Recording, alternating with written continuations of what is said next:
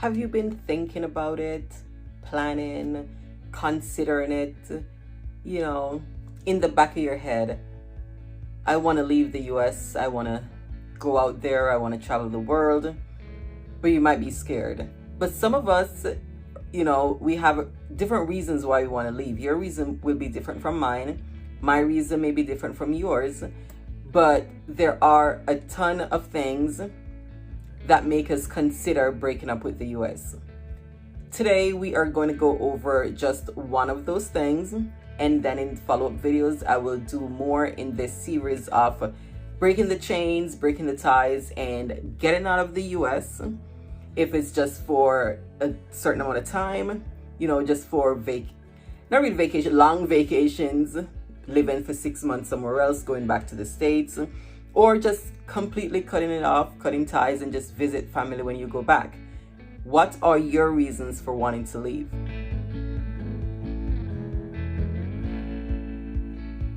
Hey guys, it's Kavetta. Welcome back to my channel. Today we are going to go over one of the big reasons why a lot of expats leave the United States. A lot of people just leave and, go back or spend 6 months out, 6 months in. One of the big issues or one of the big reasons, healthcare.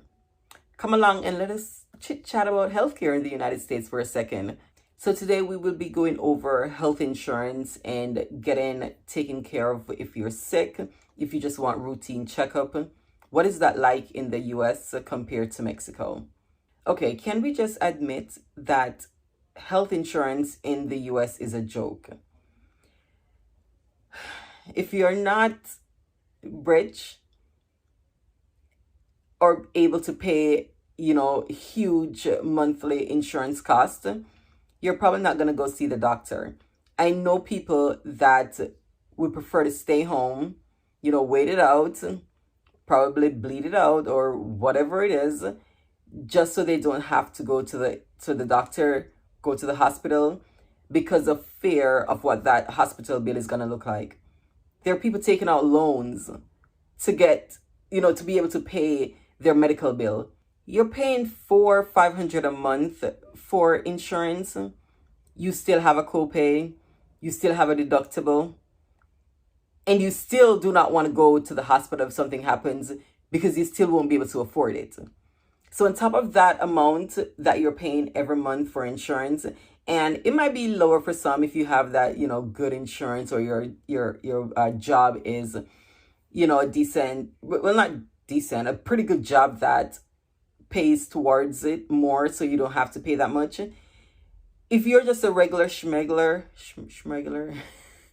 American, you are going to be paying a good chunk of your check every week or every 2 weeks for insurance.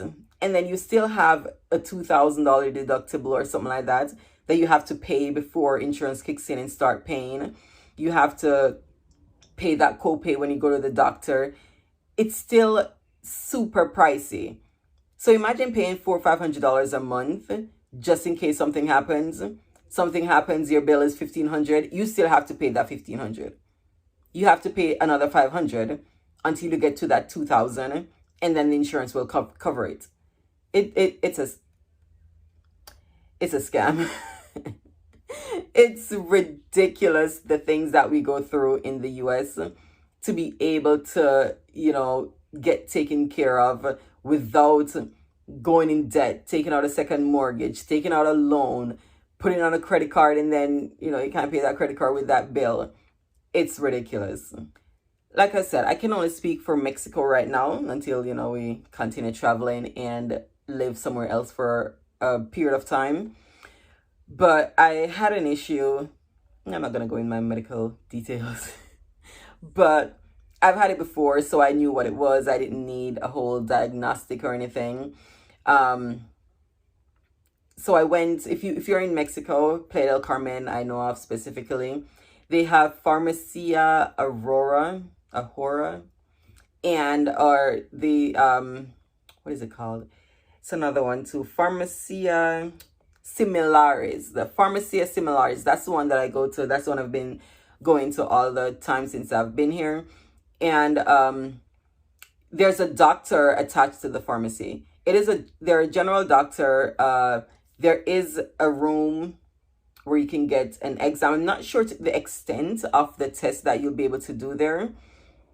But just small things, maybe if you need antibiotics, if you got a cut, you need recommendations on certain things, you know, your symptoms. If it's not anything that you need, you know, surgery or check-in into, that you need to go to the hospital back in the States for. If it's just simple things, you can go to the general doctor there and they will help you. It is 55 pesos to see the doctor. 55 pesos, that's $2 and change to see a doctor. Okay. So like I said, I knew what my issue was. I just needed to get a prescription. And then again, some prescriptions in Mexico that you get in the States, you don't need a prescription for in Mexico. But I'm like, all right, since the pharmacy's right here, the doctor is right here, let me just go in, talk to her, see what happened. Okay, so I go in. She doesn't speak English. As you know, I asked if habla inglés. She said, no, hold on. You know, she said me, hold on, wait. And she just whips out her phone, turns on, what do you call it? Translate. I was going to use my phone to translate for both of us, but she had translate on her phone. And she turned it on. Hey, how are you? Blah, blah, blah. You know, in the translate, played it. And I'm like, good, I'm good. How are you? Blah, blah, blah. Translated to her. So we were going back and forth with translate. It was so easy. It was seamless. A couple of words here and there I could pick up. But, you know, for having a conversation about my health, it was good to have translate. And the fact that she had the app and immediately went to use it, it just shows she's probably seen expats before that don't speak a lot of Spanish, and she cares. So I think that was super cool. So, you know, she asked me questions, told her what was going on, asked me if I'm allergic to any medicines. I'm like, nice, you know. Next thing I go in there to the pharmacy and buying stuff, and I was just gonna buy not random stuff, but you know, I was gonna kind of ask them for certain things. And she wrote up a prescription. She took my ID to make sure, you know, everything is everything. Wrote my information, wrote up a prescription, gave me a prescription for 3 different type of things. And yeah, it was, as I said, 55 pesos. That was it. And I was in there a couple of minutes. She was very friendly. She was nice. We were laughing, you know, pointing sometimes, whatever, just communicating how we could between a Spanish and an English speaking person. And it was pleasant. And it was 55 pesos. There was one person in the room before me, seeing her. I didn't make an appointment. That was months out. I didn't get to my appointment on time and then wait 45 minutes to be seen, like in the States. I just waited for whoever was in there seeing her to come out. I went in. We did our thing. Somebody else knocked when we were halfway through. So that means somebody else was there waiting. That person didn't wait more than 15 minutes. You know, I came out, went right to the pharmacy beside, attached. My, the total for the drugs came to the prescriptions. It was like 300 and something pesos. So $15. So for under $20, I got seen by a physician, a general practitioner. Told her my symptoms, told her everything that was going on. She wrote me up a prescription. I took 2 steps, got the prescription filled for under $20 without insurance. The same thing I went in the States before. I don't have insurance in the States. My kids have insurance because they're my kids. I'm gonna, you know, make sure they have insurance. For me, I'm like, I'm just going to pay cash for whatever it is because I hardly ever, you know, anything can happen, I know, but I'm just not with the insurance thing. Like, this is my first topic of why you need to break up with the US, and it is the insurance, because I could go on and on about insurance, but I don't have insurance in the States. So when I went, it was... I want to say $275, I think I paid, and then another $40-something for the medication. I think I got 2 medications. So over $300 for the same exact visit.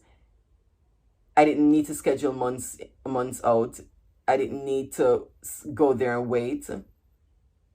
$20, $300, same exact thing.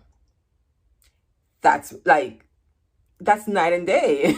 You cannot dispute that. You cannot dispute it. You cannot fight it. Like that was just awesome. And another thing, I did call the dentist there because I was thinking of getting the kids' teeth cleaned, but then I know we're gonna go back to the States soon enough for them to get their 6-month checkup. So, you know, I figured, okay, I'm just gonna wait until I get back and they can clean their teeth in the US since they have insurance and they do get 2 cleanings a year included. The cleaning for both, it was I called a couple places. It was 650 to 800 pesos. So right around $30 to $40 to get their teeth cleaned. The last time I got my teeth cleaned in the US, it was 60 something dollars. Or no, without insurance, what am I saying? No. Or closer to 100. I don't know. No, the only reason it was that inexpensive because I bought a Groupon. If you buy it off Groupon, I mean, you know, Groupon medicine.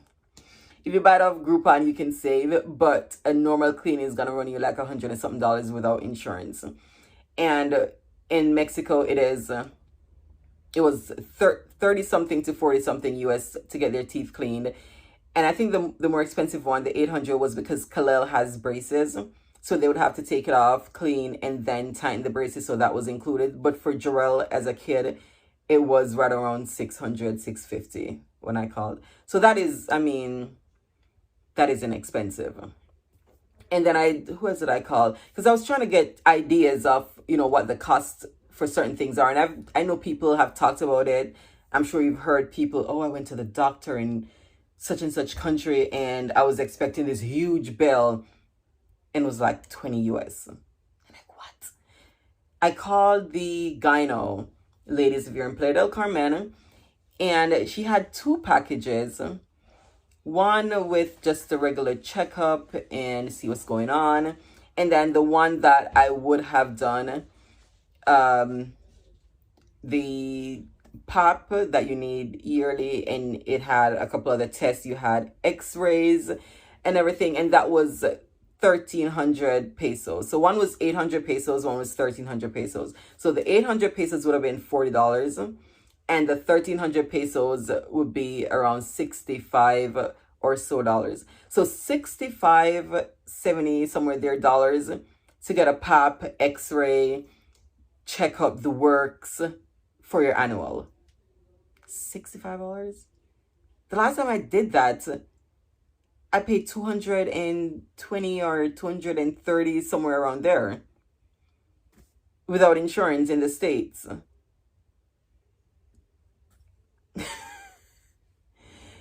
It is crazy. It is such a, we know it is the US. I was gonna say I don't know why, but I mean we know why that's done. But it's just crazy to see the difference. And it's not like the healthcare is lesser quality or, you know, anything like that. You're getting good quality, good care for far less. This one girl, in one of the groups that I'm in, one of the expat groups, she got braces. So she's like, yeah, I got my braces, $1,000 US to put her braces in. And then she got a couple adjustments, I think, with that. And then after that, I forgot how much it would be per adjustment. But once the adjustments were done and she was ready to take off her braces, it would cost way less than the $5,000 that I paid after insurance for my son's braces, for Khalil's braces. And Jarrell needs braces, but I'm like, he's a little bit still too young. But I would go right now to put some $1,000 braces on him and then just, you know, tighten it and do whatever as we go. Pay as you go. It would work out so much better than what I paid. And that's without insurance. With insurance, I'm still paying $5,000 for braces. That's crazy. So when you look at healthcare, health insurance, the price of, taking care of yourself, going to see a doctor, getting to the hospital, things like that in the US and then somewhere else in the world. The US is way, way behind other countries in how their citizens are taken care of. Even just, not even, it doesn't even have to be their citizens. Just people living there, even expats get the same treatment. You're not charged a ton more just because you're an expat or anything like that. You're getting good care at an affordable rate. You don't have to go into debt to pay your bills. That would take so much stress off a ton of people. That's one of the biggest things I think people back home in America are stressed about. Paying that bill. Like, people are taking Uber to the hospital, bleeding out in the Ubers because it's cheaper to take an Uber for $20, $30 to go to the hospital than it is to call an ambulance and get hit with $25,000 or something. That's sad. See, this is why I wanted to go over one reason to break up and say goodbye to the US, because I know I'd just be going on, because I'm like, oh, you need to break up if you've been thinking about it. It's fine if you, well, I don't think you'd be on this channel if you don't want to leave, if you're not actively looking at traveling and getting out there, spreading your wings and, exploring. But this is definitely one of the reasons a lot of people leave, because we just want to live. We just want to live, enjoy life. If you get sick, something happens, the first thing you're going to stress about is money. How are you going to pay for it? I get sick in Mexico, the first thing I'm going to think, I've already mapped out the hospitals, the best ones. Some you're going to pay more for because it's like, touristy hospitals.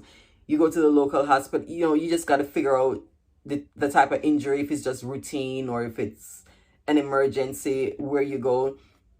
But it's still going to work out cheaper than back home. I'm not stressed about how I'm going to pay for it, because I'm not going to have to take out a loan. And I think that's so sad that, as Americans, as one of the,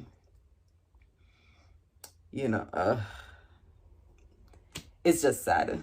Do you really want to go broke going to the hospital? You want to go in debt just to get routine care? One of the things you need to think about and check up in the country that you're going to, how much is insurance, what their system is like, will you be able to afford it?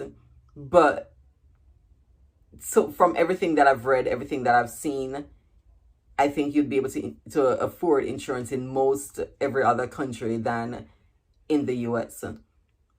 So if you can't afford it in the US, more than likely you'll be able to afford it in Mexico, in Europe. Like, I've seen people going to the hospital in Europe for, big old cuts and scrapes, fell off their bikes in Bali, scooter accident and all that, paying a couple hundred US for overnight stays and stitches and x-rays. Like, my dad went to the hospital back home for random. It was just random. He, just having issues. It wasn't anything surgery. They had to open him or do anything like that. He spent maybe a day. Got the bill after insurance. It was like $20-something thousand. After insurance for one night in a hospital, like $500 for a pill. How do they get away with this? $500 for a pill, a painkiller. You can get Tylenol for like $2 in the Dollar General or something for a 10-pack. All right, you guys. I'm gonna leave it here for now, because I could, we'd be going. Leave the comments below. Let me know what you think about insurance, and just, getting healthcare in the US, period. Have you been somewhere else and had to take advantage of their healthcare system because, something happened, you met in an accident, or, just routine or whatever it is? Let me know in the comments. As usual, if you found this video insightful, helpful, funny, I'm crazy trying to just laugh off just the craziness of it all. Go ahead and give us a thumbs up. Don't forget to hit the bell so that you can stay updated on our adventures. Do not miss the video. And I will see you in the next video. Bye.